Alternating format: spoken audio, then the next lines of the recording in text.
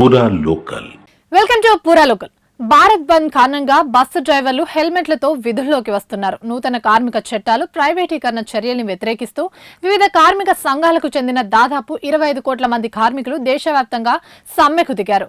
కార్మిక, రైతు సంఘాలు కలిసి ఈ భారత్ బంద్ కు పిలుపునిచ్చాయి. దీంతో బ్యాంకింగ్, రవాణా, ఇతర ప్రభుత్వ సేవలకు అంతరాయం కలుగుతోంది. ఈ సమయంలో ముందు జాగ్రత్త చర్యలో భాగంగా పలు రాష్ట్రాల్లోని బస్ డ్రైవర్లు హెల్మెట్ పెట్టుకుని విధులు నిర్వహిస్తున్న దృశ్యాలు వైరల్ గా మారాయి. పశ్చిమ బెంగాల్లో ఈ బంద్ తీవ్రత ఎక్కువగా కనిపిస్తోంది. ఆ రాష్ట్రంలోని పలు ప్రాంతాల్లో దుకాణాలు మూసేశారు. రోడ్లన్నీ నిర్మానుష్యంగా మారాయి. బస్సులను అడ్డుకోవాలని చూసిన నిరసనకారులను పోలీసులు అదుపులోకి తీసుకుంటున్నారు. ప్రభుత్వం భారీగా బలగాలను మోహరించింది. అక్కడి బస్సు డ్రైవర్లు హెల్మెట్ పెట్టుకుని విధులు నిర్వహిస్తున్నారు. కేరళలో కూడా అలాంటి దృశ్యాలే కనిపించాయి. బెంగాల్, ఒడిశాలో ఆందోళనకారులు రైల్వే స్టేషన్లోకి ప్రవేశించి పట్టాలపైకి వెళ్లేందుకు ప్రయత్నించారు. రోడ్డు మార్గాలను అడ్డుకోవాలని చూశారు.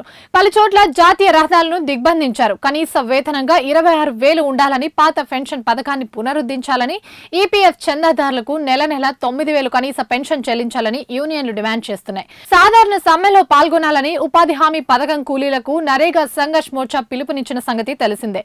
సెల్ఫ్ ఎంప్లాయిడ్ విమెన్స్ అసోసియేషన్, గ్రామీణ ప్రాంతాల్లో రైతులు ఈ బంద్ లో పాల్గొంటున్నారు. ఇదిలా ఉంటే ఈ భారత్ బంద్ కు పలు యూనియన్లు మద్దతు ఉపసంహరించుకుంటున్నాయని కేంద్ర కార్మిక శాఖ పేర్కొన్నట్లు వార్తలు వస్తున్నాయి. ఈ బంద్ కు అంతరాయం కలిగించేందుకు ప్రభుత్వం పన్నిన కుట్ర అని నిరసనకారులు ఆరోపిస్తున్నారు. ఇవి ఇప్పటివరకు అప్డేట్స్. మరిన్ని అప్డేట్స్ కోసం చూస్తూనే ఉండండి పూరా లోకల్.